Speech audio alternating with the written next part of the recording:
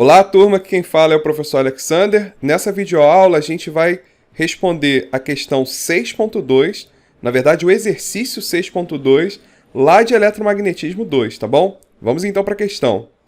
Então eu estou aqui no exercício 6.2, ele diz o seguinte, ó, suponha que o loop do exemplo 6.1, que é esse exemplo que a gente fez no último vídeo, né?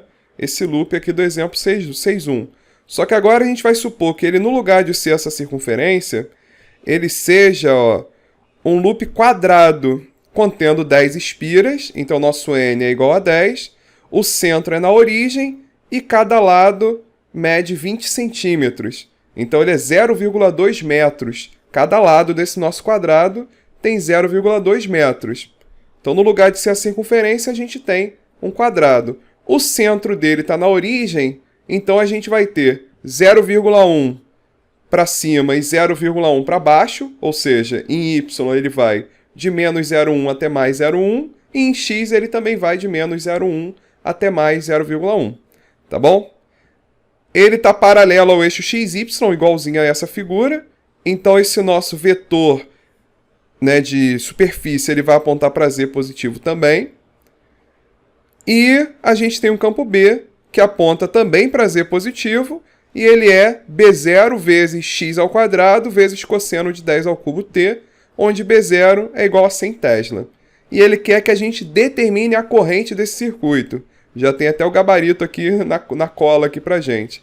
Bem, a gente tem então a mesma questão que essa aqui. A gente vai utilizar a mesma convenção de corrente que ele colocou. Então a gente está considerando que a corrente está circulando assim, né? Significa que, já olhando para o gabarito, né? Como a corrente está negativa, quer dizer que a corrente, na verdade, está fluindo nesse sentido, né? Para essa nossa questão, tá? Bem, então vamos para a solução para ver como que chega nesse resultado. Eu fiz aqui um esboço, né, dessa nossa figura. A gente tem o nosso quadrado de lado 0,2 metros, né? Então ele é 0,2 metros na vertical e na horizontal. Se ele é 0,2 metros na horizontal, significa que em x ele está indo de menos 0,1 até mais 0,1, e em y ele está indo de menos 0,1 até mais 0,1.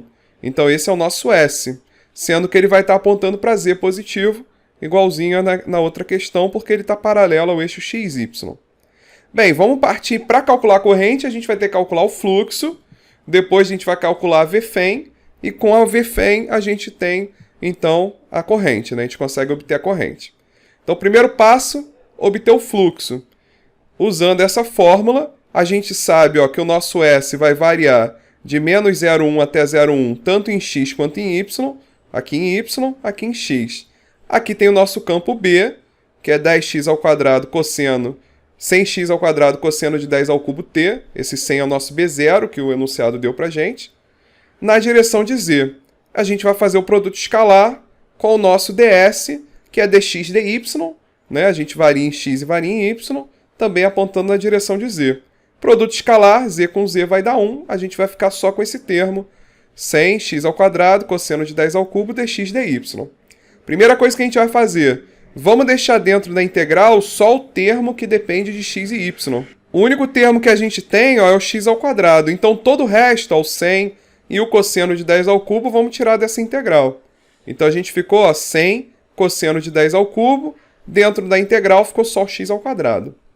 E aí vamos agora resolver essa integral. Primeiro vamos fazer a integral de dentro, que é a integral de x ao quadrado dx. A gente sabe que essa integral vai dar x ao cubo sobre 3. Então, x ao cubo sobre 3. Os limites de integração, menos 0,1 até mais 0,1. Então o que a gente vai fazer? A gente vai fazer o x ao cubo sobre 3, indo de menos 0,1 até mais 0,1.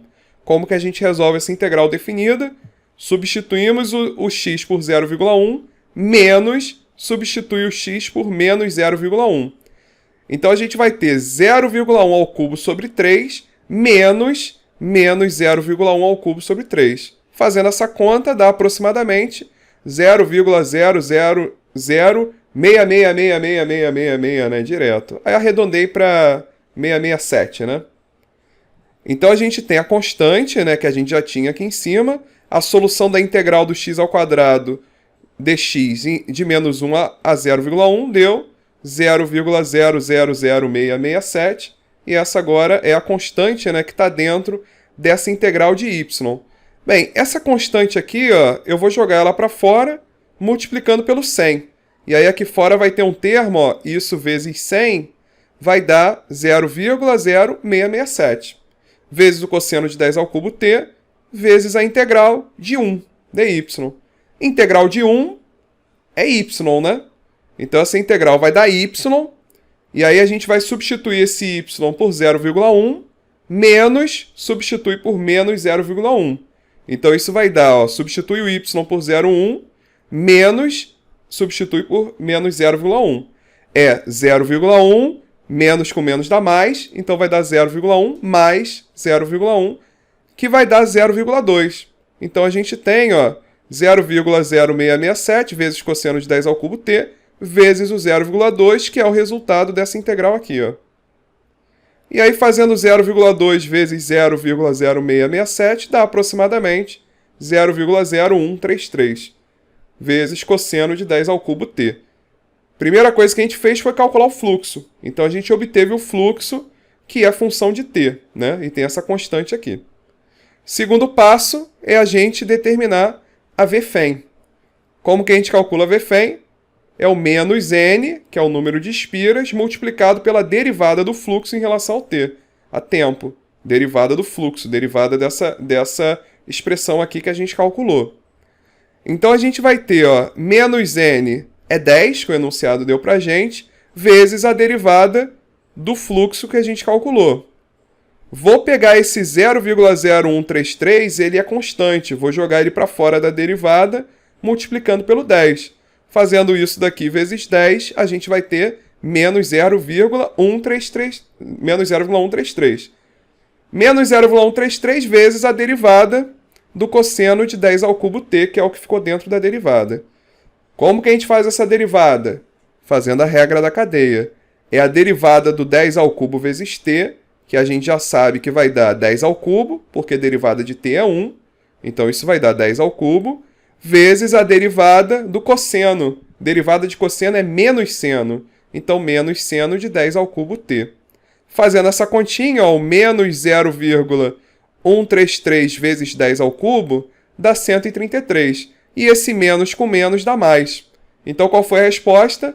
Deu 133 seno de 10 ao cubo t. Então, essa daqui é a resposta, né, o resultado para a nossa tensão. Então, a nossa tensão deu 133 vezes seno de 10 ao cubo t. Então, chegamos até o Vfem. Bem, agora a gente precisa analisar a corrente. E aí, para analisar essa corrente, o que a gente tem que fazer? A gente tem que observar o nosso fluxo, né, e a direção do campo magnético. Então, a gente vai avaliar o fluxo e a direção do campo magnético. Bem, olhando aqui para a direção do campo magnético, a gente já sabe que ele está para cima, né? Porque o nosso B é positivo, né? Ele é positivo em Z. Tá vendo? Ó, ele é positivo em Z. Se aqui fosse menos Z, estaria para baixo. Então a gente sabe que o campo magnético está para cima. Agora vamos olhar para o fluxo. O que a gente vai fazer? Primeiro a gente vai partir do T igual a zero. Quando T é igual a zero, a gente tem cosseno de zero. Cosseno de zero é igual a 1.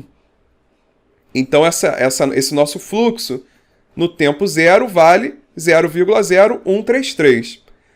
Cosseno de zero é 1. A medida, ó, olha aqui, ó, cosseno de zero é 1. À medida que o tempo passa, ó, o cosseno ele vai diminuindo, né? O cosseno ele parte do 1 e vai diminuindo, vai oscilando assim, né? Ele vai fazendo isso aqui. Então, ó, ele parte do 1 e à medida que o tempo passa, o que acontece com o cosseno? O cosseno vai diminuindo, ó. O cosseno vai diminuindo. Significa, então, que esse nosso fluxo, à medida que o tempo passa, ele está diminuindo. Então, o que a gente sabe? O campo está apontando para cima e o fluxo está diminuindo. Significa que, então, que a nossa corrente ela vai ter que estar apontando para cima para se opor a essa redução do fluxo. Então, a corrente está para cima, significa, ó, que a nossa rotação é nesse sentido aqui, ó. A gente está rotacionando nesse sentido, ó, assim. Quer ver? Eu vou lá para o livro, por exemplo. Vindo aqui para o livro, ó, A nossa corrente, então, está nesse sentido aqui, ó. Nós convencionamos, né? Como a gente está se baseando no exemplo 6.1, a convenção é que a corrente esteja nesse sentido. Só que a gente já está vendo que ela está, na verdade, nesse sentido aqui. Então a gente vai ter que colocar um sinal de menos nessa resposta da corrente. O sinal de menos na resposta da corrente é para mostrar que, na verdade, ela está num sentido oposto ao que esse exemplo convencionou para a gente. Então, na verdade, ela está nesse sentido. Por isso que o resultado, né, para a corrente está dando negativo, tá? E aí, para calcular a corrente, a gente vai pegar essa tensão que a gente acabou de calcular. A gente vai pegar esse valor de tensão que a gente calculou aqui e vai dividir pela resistência. Já sabemos que ela é negativa, por conta, né, que a circulação está no sentido inverso, né, aquele que está mostrado no exemplo. E a gente vai dividir pela resistência. Vamos considerar aquela resistência do exemplo 6.1, que é a resistência de 1 kΩ, ou seja, resistência de 10 elevado a 3. Então a gente vai fazer o menos 133 seno de 10 ao cubo T, que é a nossa tensão, dividido pelo 10 ao cubo. Isso daqui vai dar menos 0,133 seno de 10 ao cubo T, ampere, né? Que é igual, se a gente quiser passar para miliampere, né? Que o exercício aqui ele coloca em miliampere, o gabarito. Então, para passar para miliampere, basta a gente multiplicar esse resultado por 1000. E aí vai dar menos 133 vezes seno de 10 ao cubo T, miliampere. Ó, novamente, essa questão também deu uma corrente alternada. É uma corrente que varia no tempo. E a gente consegue medir o valor dela instantâneo dessa corrente. O módulo dela é 133 miliampere. E o valor instantâneo dela, basta a gente multiplicar pelo seno de 10 ao cubo T. Tá bom? Então essa é a resposta, ó, que é a resposta que está aqui no gabarito. Tá bom? Então nos vemos na próxima videoaula. Valeu!